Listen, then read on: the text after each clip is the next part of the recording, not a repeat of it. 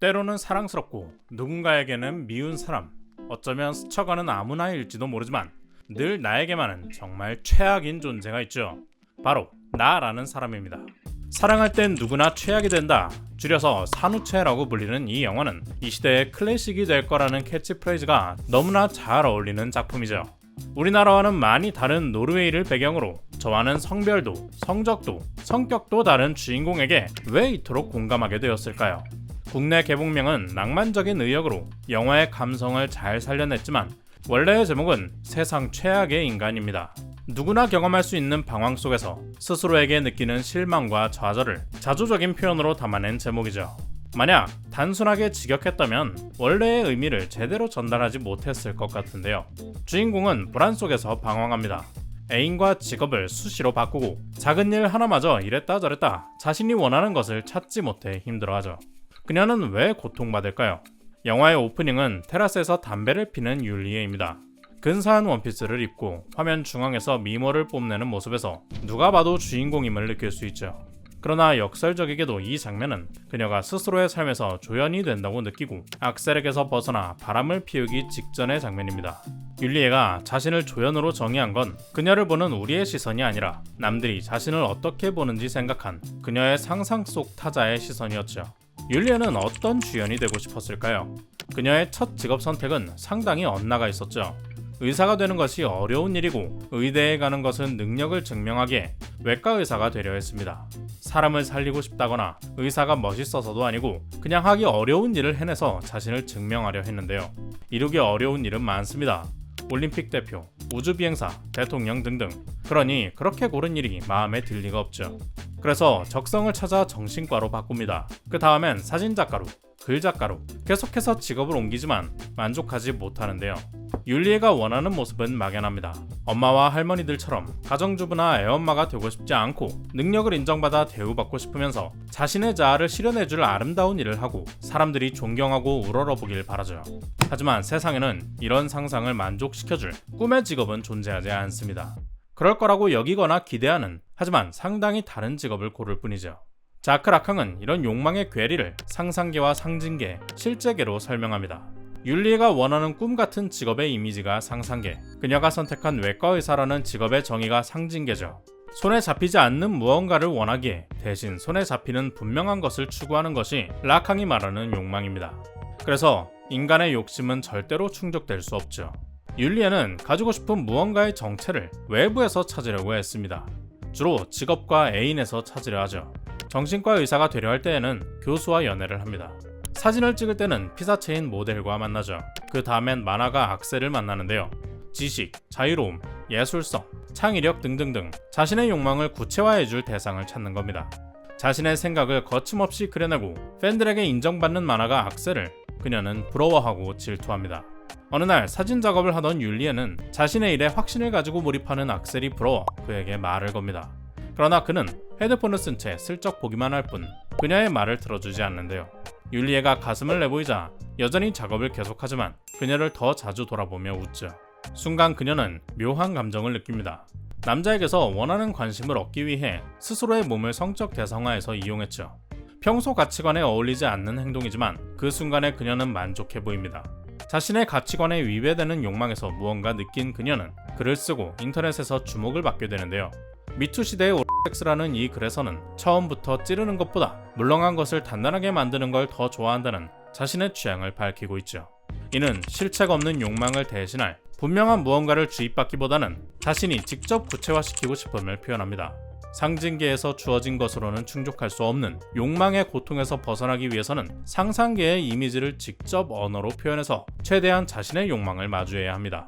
율리에가 글을 쓰는 행위는 그동안 직업이나 남자에서 찾지 못했던 내면의 욕망을 마주하고 구체화하는 것이죠. 친구의 고백이라며 시작한 글은 모두 그녀의 내면을 표현한 내용이고 그렇게 좋은 반응을 얻었다고 생각합니다. 악셀의 만화가 모두의 동의를 받지 못해도 그의 생각을 표현한 예술이기에 인정받는 것처럼 말이죠.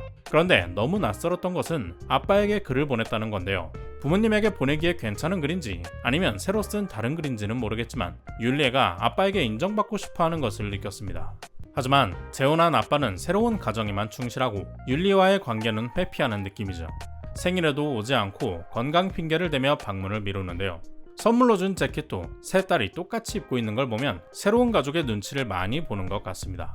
그는 육체적으로, 사회적으로, 정신적으로 많이 약해져 있는 것 같죠. 악셀은 그녀의 문제가 아버지라고 지적합니다. 율리에는 부정하지만 그럴수록 더 그래 보이죠. 인간은 타인의 욕망을 욕망한다. 우리는 내가 좋아하는 것이 아니라 남들이 기대하는 것을 한다는 뜻인데요. 율리에는 특히나 아버지에게 인정받고 싶은 욕구가 강해 보입니다. 그건 아버지가 그녀를 억압해서도 아니고 사회가 아버지와 딸의 관계를 강조해서도 아니죠. 그저 인간이 오로지 홀로 존재할 수 없고 사회의 언어 속에서 존재하기 때문입니다. 우리가 나를 인지하는 순간부터 늘 타인의 시선을 생각하게 되죠. 그녀는 가정을 떠난 아버지의 인정을 더 원하고 집착했을 겁니다. 그러나 율리에가 그렇듯 결국엔 진짜 나를 원하게 됩니다. 이미 오래전에 잃어버린 나를 찾기란 쉽지 않죠. 율리에는 자신이 원하던 것들이 무너지는 경험 후에 길을 찾게 됩니다. 먼저 악셀의 추궁과 비난 때문에 알게 된 나약한 아버지의 모습에서 그에게서 인정받고 싶은 마음이 무너지죠. 버섯을 먹은 뒤 본 환각에서 아버지를 비난하고 공격하는 듯한 행동을 합니다. 이후에는 악셀의 죽음을 맞이합니다. 그가 죽음 앞에서 느끼는 허무함, 두려움에서 자신이 부러워하던 성공한 예술가, 특권을 가진 남성이 사실은 그저 타인의 시선으로 만들어진 껍데기임을 느끼죠. 악셀은 죽음 앞에서 마지막 작품을 남긴다거나 세상에 자신의 예술을 퍼뜨린다거나 그런 것을 생각하지 않습니다. 듣지 못했던 옛날 음악을 듣고 추억이 깃든 옛집을 찾아가며 그저 살아있기를 원하죠. 진정으로 자신이 좋아하는 것에 다가오는 죽음과 함께 가까워집니다. 마지막으로는 유산을 겪죠. 율리에는 그동안 임신해서 도망쳤습니다. 그녀가 생각한 출산과 육아는 여성의 인생을 끝내는 족쇄였기에 수많은 할머니들의 결말로부터 도망치려 했죠. 그러다 덜컥 실수로 임신을 하니 그 순간부터는 선택을 할 수 없었습니다. 그래서 아이를 원하지 않던 애아빠 대신 아이를 원하던 전 남친 악셀을 찾아가죠. 좋은 엄마가 될 거라는 말을 듣고 싶었을 거라고 생각합니다. 자신이 아이를 원하는지 확신하지 못하기에 아이를 원하던 사람에게 가서 확인받고 싶었죠. 그러나 결국 맞이한 불행한 유산 앞에서 율리에는 슬픔과 안도를 동시에 느끼는데요. 악셀과 아이의 죽음으로 율리에는 자신의 것을 찾기 시작합니다. 남들에게 칭찬받을 만큼 잘 쓰던 글이 아니라 사진을 찍으면서 살아가죠. 라캉의 정신적 차원에서 상상계는 이미지입니다. 머릿속에서 상상한다는 의미보다는 실제로 느끼는 감각 그 자체에 가깝죠. 상징계는 언어에 가깝습니다. 그래서 율리에는 상징계를 벗어난 상상계의 진짜 자신을 찾으려 애쓰고 있는 거죠. 물론 사진이라는 매체는 실제로는 하나의 언어에 가깝죠. 선별하고 잘라낸 이미지를 통해서 작가의 의도를 전달하는 언어입니다. 그런데 율리에는 처음과 달리 개인 작업을 하는 게 아니라 영화의 스틸컷 작가 일을 하고 있죠. 남들에게 대접받는 일이 아닙니다. 예전에 그녀라면 선택하지 않았을 직업인데요. 이 장면은 한 배우의 연기로 시작합니다. 처음에는 촬영장인 것을 드러내지 않고 보여준 뒤 재촬영을 할 때는 촬영장이라는 걸 티내며 보여주죠. 같은 사람의 같은 행동이지만 우리는 다르게 느낍니다. 마찬가지로 그 배우를 보는 율리에는 처음엔 그저 한 명의 여배우로 보고 그 다음에는 전 남친의 아내이자 한 아이의 엄마로서 그녀를 보죠. 사진을 편집하는 율리에는 그녀의 얼굴을 보며 생각에 빠집니다.